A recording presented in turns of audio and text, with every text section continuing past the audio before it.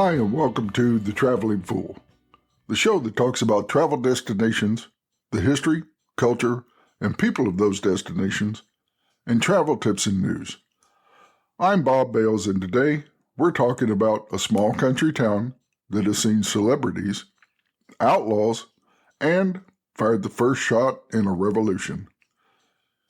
Now, before we start, I want to let you know there are some links in the show notes for products that I use and helpful sites. A couple of them do pay me a small commission if you use them, but like I've said before, I'm never going to promote anything that I don't personally use. Now, I love visiting small towns and learning about their history, and there is a small town in Texas that has never had more than about 7,000 people living there, but can count among its citizens a young lady who was born there and went on to become a supermodel, actress, and a longtime partner of an iconic rock musician. I'm talking about Jerry Hall, who was born in this town in 1956 and went on to become the longtime girlfriend and partner of none other than Mick Jagger. Now, there's another person in this town who was just as famous in his time. In 1839, a fellow by the name of Phil Coe was born in this town. He became an Old West gambler, a businessman, and partner of gunfighter Ben Thompson out of Abilene, Kansas, and wound up getting killed by none other than Marshal Wild Bill Hickok in a gunfight in 1871. Now, in the early to mid-1950s, there was a young man that visited this town a couple of times. The first time this young wannabe singer visited, he was headed to another town to perform a gig. And he stopped by the hotel in town, grab a sandwich, and asked if he could, take a nap for a couple hours. The second time he came to town, he actually played a concert from the bed of a pickup truck for the citizens. The hotel where he stopped at is still standing and operating to this day, and there's a room decked out in memorabilia. Oh, the young man? Well, that would be the future king of rock and roll, Elvis Presley. That same hotel hosted a famous crime duo by the name of Bonnie and Clyde in 1938. They got a room using aliases because they really didn't want to be noticed too much. But, alas, somebody did, and they wound up escaping through a window as the law was closing in. Another outlaw by the name of John Wesley Hardin spent some time in the city jail before making an escape. Now, if you've never heard of John Wesley Hardin, he was undoubtedly one of the deadliest of the Old West outlaws. He boasted of killing over 40 men, one of them for snoring too loud.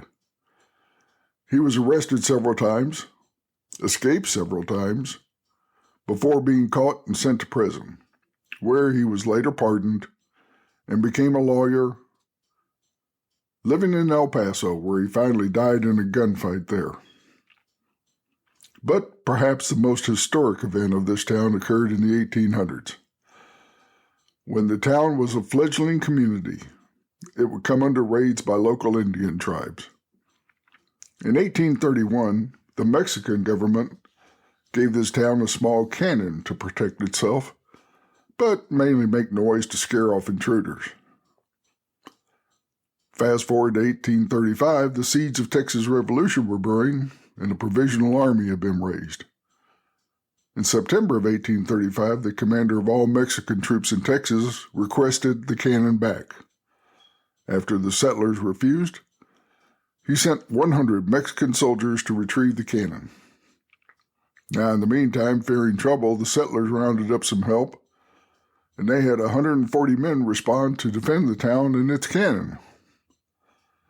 On October 1st, with the Mexican troops camped just outside the settlement, the settlers decided to take the fight to the Mexican army and attack the camp. Raising a homemade flag with a crude drawing of a cannon and the words, "Come and take it," the settlers fired their cannon and let loose a volley of gunfire. The Mexican commander, knowing he was outnumbered and deciding, the small cannon really just wasn't worth it, withdrew his forces before any more shots were fired, but this did become the first shot fired in the Texas Revolution. Now, the town I'm talking about is Gonzales, Texas, which is about 74 miles east of San Antonio, just south of Interstate 10. Which means you have to really want to visit this town because it isn't something you pass zipping along on the interstate. The hotel where Elvis, Bonnie, and Clyde stayed is the Alcalde Hotel, just a couple of blocks from the town square. There's also the Gonzales Memorial Museum, which houses the famous cannon as well as other historic artifacts. The old city jail is now a museum. It makes for an interesting tour.